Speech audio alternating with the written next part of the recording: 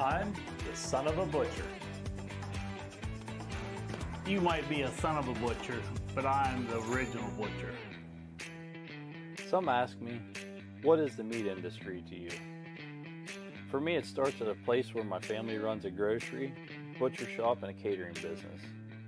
And sure, it's about the business side of things. But for me, at its core, it's a story about relationships.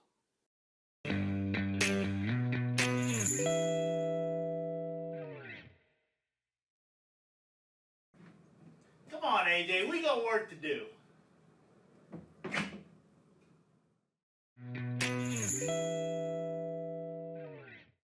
Today we're going to talk about the difference between some of the ingredients that you're going to see in a store-bought hot dog, which would be mechanically separated chicken, dextrose, corn syrup solids, sodium lactate, sodium nitrate, and modified food starches.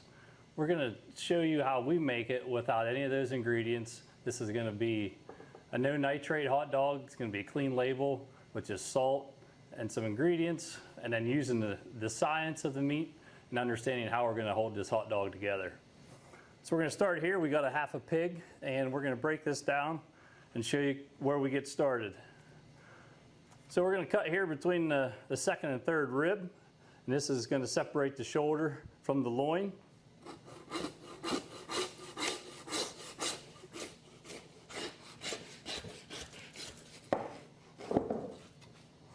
And we're going to separate the ham from the loin muscle as well.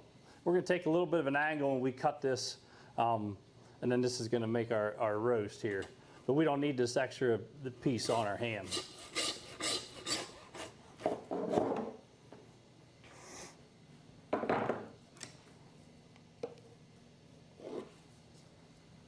So while I have this here, I want to show you too that when there's certain raw materials that you need to make a really quality hot dog. And when you're doing what we're doing, we're not adding any binders, we're using the science. So we need to have the highest quality cuts and the highest quality fat we can get. So on a pork, the highest quality fat is going to be on the top of the animal, which would be this on the loin and then the shoulder, and then towards the front of the animal. So the highest quality fat is going to be from here, and then this loin, this back fat. So we're going to take this and trim some of this fat off here so we can use it for our hot dogs.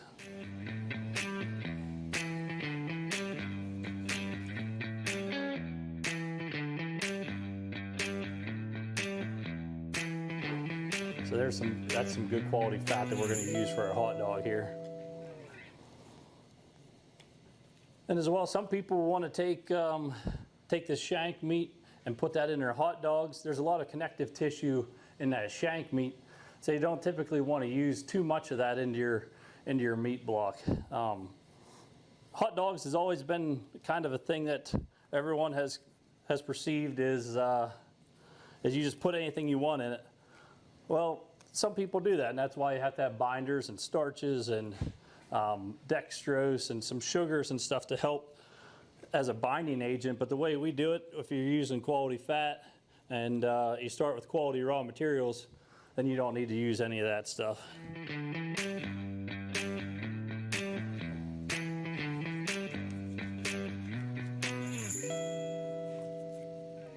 But with hot dogs, you're always considering, it's always a balance of ratios, of fat to lean ratios, understanding these products here. You can use the connective tissue and the muscles, you just can't make that your exclusive meat block.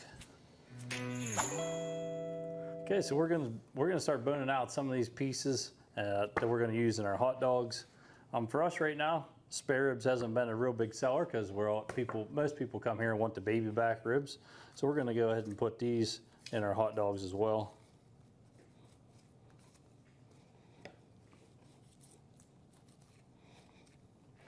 So usually when we're boning meat out, we try to get all of the meat off of the top and off the bottom before we go in between the ribs. Kind of saves you going back over it again.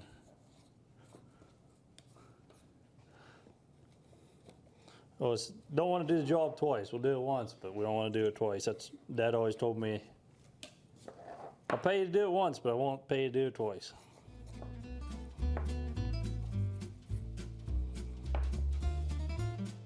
The first hot dog was created at the peak of the Roman Empire. Emperor Nero's cook, Gaius, mistakenly cooked a pig with the intestines still inside. The intestines swelled with air. Gaius had the genius idea to stuff the intestines with various meats, and thus, hot dog's cousin, sausage, was born.